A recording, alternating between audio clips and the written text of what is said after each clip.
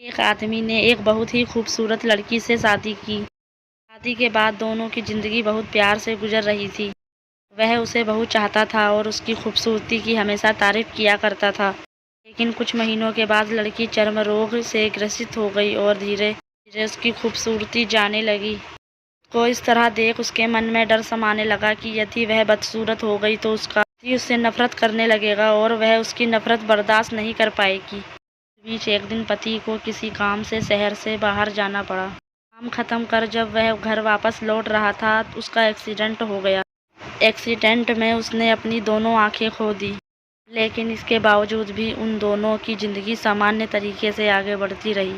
समय गुजरता रहा और अपने चर्म रोग के कारण लड़की ने अपनी खूबसूरती पूरी तरह गंवा दी। वह बदसूरत हो गई, लेकिन अंधे पति को इस बारे में कुछ भी पता नहीं था। इसलिए इसका उनके खुशहाल विवाहित जीवन पर कोई प्रभाव नहीं पड़ा। वह उसे उसी तरह प्यार करता रहा। एक दिन उस लड़की की मौत हो गई। पति अब अकेला हो गया था। वह बहुत दुखी था। वह उस शहर को छोड़कर जाना चाहता था। उसने अंतिम संस्कार की सारी क्रियाविधि पूर्ण की और शहर छोड़कर जाने लगा। तभी एक आदमी ने पीछे से उसे पुकारा और आप पास आकर कहा, अब तुम बिना सहारे के अकेले कैसे चल पाओगे? इतने साल तुम्हारी पत्नी तुम्हारी मदद किया करती थी। पति ने जवाब दिया, दोस्त मैं अंधा नहीं हूँ, मैं बस अंधा होने का नाटक कर रहा था।